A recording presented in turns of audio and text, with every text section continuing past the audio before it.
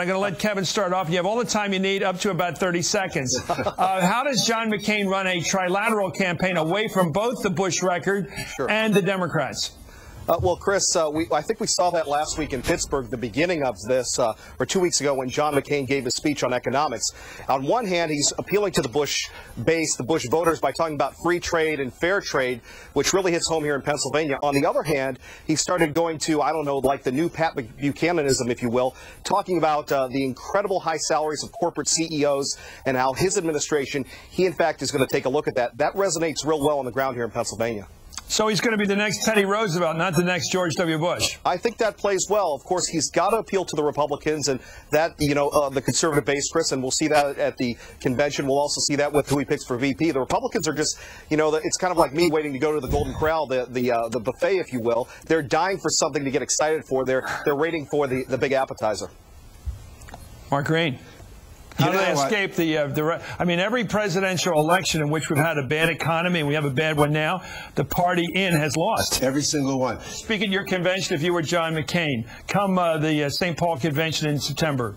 Kevin. Yes, I would, because the base will rally around him. And John McCain, Chris, has proven his independence, talking about the idea of a gas tax relief, getting rid of the federal gas tax over the summer months. You would never have seen George Bush do that. And then Bush adopted it a couple days afterwards after Hillary Clinton did it. We're going to see more of this. But again, to the base, Chris, Bush plays very well.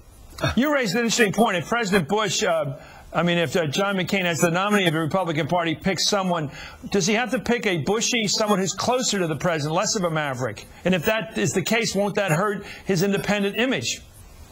Chris, I think he's going to go with somebody, very socially conservative, not like Lindsey Graham, but perhaps the governor of South Carolina, maybe somebody out west. I've heard the governor of South Carolina has a quail problem. I would have Bush speak as a matter of courtesy at the McGovern hour. 2 to 3 a.m. Because if Kevin thinks he can rally the Republican base, that may be true. The 25% of political dead-enders who think it's great to have gone into Iraq, here comes Iran.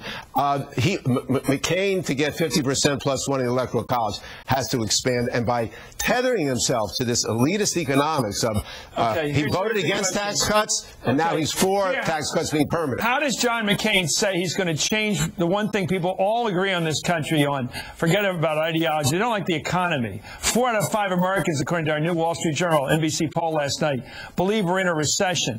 How does he say, I'm different than George Bush on economics? How does he do that and get away with it? Since he's now for the Bush tax cuts, the main part of the president's economic philosophy, he supports him 100%. How can he claim he's not a Bushy?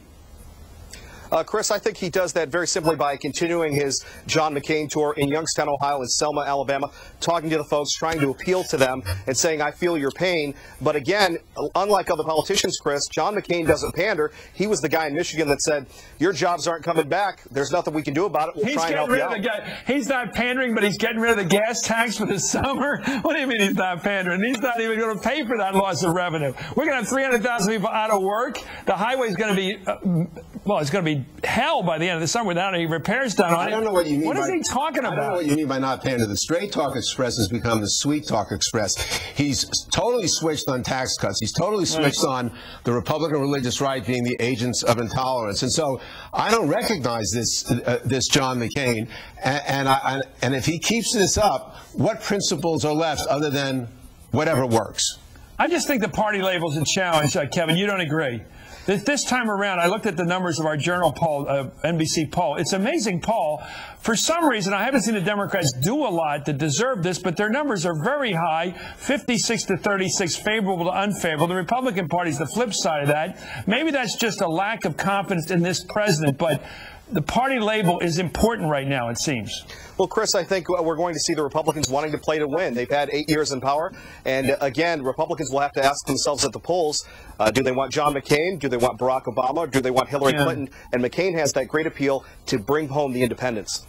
I just wonder about all those moderate Republicans switching over to Democrat in a place like Pennsylvania, what that's going to do in the general. Kevin Miller, it's great to have you on. You're a man of great good sense, and you can go eat anything you want as far as I'm concerned. Kevin Miller, Mark Green, thank you, sir.